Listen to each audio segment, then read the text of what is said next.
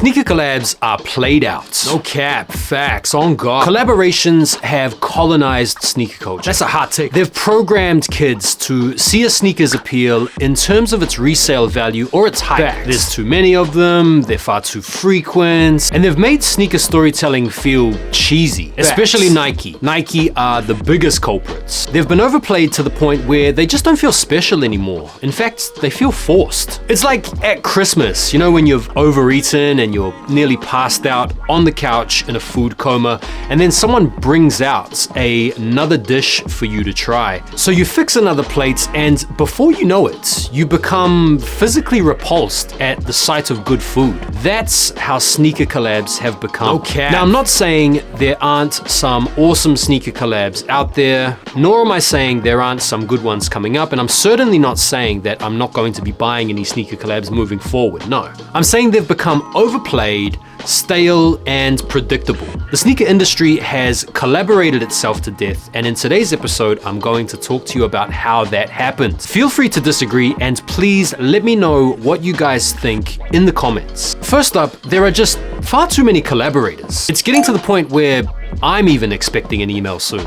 Retailers, streetwear brands, drinks companies, designer brands, jewelry companies, artists, musicians, celebrities, influencers, public holidays, athletes. Like, Nike are actually running out of people to collaborate with, to the extent that they've actually had to resort to collaborating with themselves. I'm all for a diverse profile of different collaborators, don't get me wrong, but it kind of seems like they're dishing out collabs willy-nilly in an attempt to exploit reach and market penetration instead of just collaborating to make cool shoes. Next up, the collabs themselves. Some of them are lame and pointless. Like, let's just take one of the most recent Nike collab announcements, the Alpha Force Billie Eilish. What is the point of this collab? This feels like a collab for collab's sake. What does the Alpha Force have to do with Billie Eilish? No disrespect to Billie. Like, are Nike just gonna start bringing back retros and then attach a collaborator's name to them? Like, is that what's going on now? The only way you would know this is a Billie Eilish collab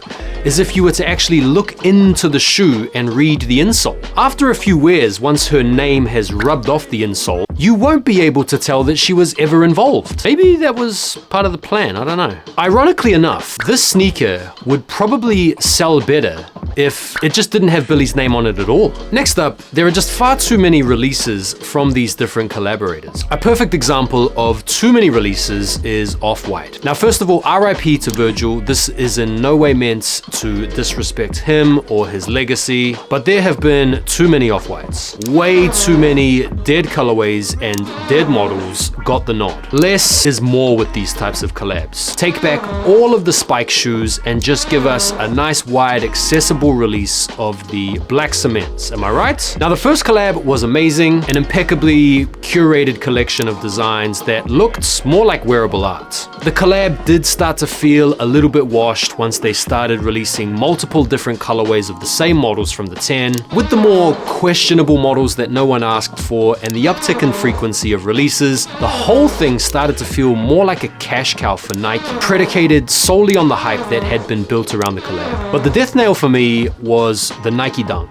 It wasn't enough to just do a Nike Dunk Off-White collab, no. They had to do 50 of them, and they had to make 48 of them virtually indistinguishable from one another. This was a completely unnecessary overkill. In my opinion, they should have left the Off-White when Virgil passed. Instead, they've decided to keep on releasing these questionable models, some of which have sat in outlets, sullying and, in my opinion, tarnishing the legacy of one of the best sneaker collabs we've had in recent times. What do you guys think about that? The same thing can be said for Ye and Adidas, particularly with the 350. To say that the 350 was overplayed and rinsed out would be an enormous understatement. You can't tell me honestly what all the different colorways are. They all, in fact, to me, look like the exact same shoe in different stages of wear. Too many Sakai, too many clots, too many fragments. Donsi, Union have all been overplayed. And in my opinion, the same thing is happening right now with Armand Manier.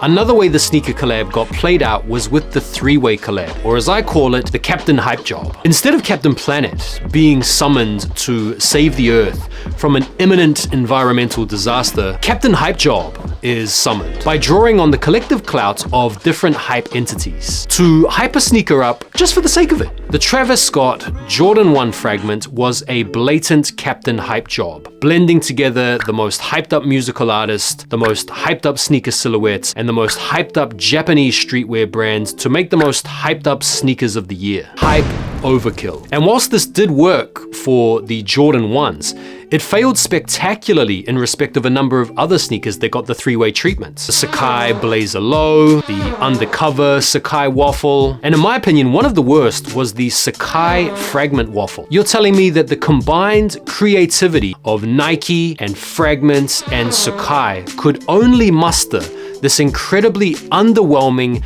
navy blue Nike waffle with the word fragment written in one of the original fonts from 1996 Microsoft Word. Like, get out of here. The last way that Nike overplayed the sneaker collab was by relying too much on hype and trying to cash in on our collective sense of nostalgia for sneaker stories of the past. Sneaker collabs have been over-narrativizing sneakers through these constant cheesy nostalgic references. Now, don't get me wrong, storytelling is a big part of sneakers, but it feels like a lot of these stories are being forced. Sometimes a sneaker just needs to be a sneaker, and it will make its own story through the people that wear it. Nostalgia has been preyed on and played out by these collabs who want to make a sneaker about every particular memorable sneaker moment, or about every aspect of Michael Jordan's career, be it on the court or off the court. Like, do we really need a sneaker inspired by Michael Jordan's yacht? With Nike struggling to reinvigorate the interest in their collabs, it has allowed other brands and companies to get attention. And ultimately, I think this is a good thing. But what I would like to see is less collabs, but more thoughtful ones. What do you guys think? Let me know if you enjoyed the video. Feel free to drop a comment and let me know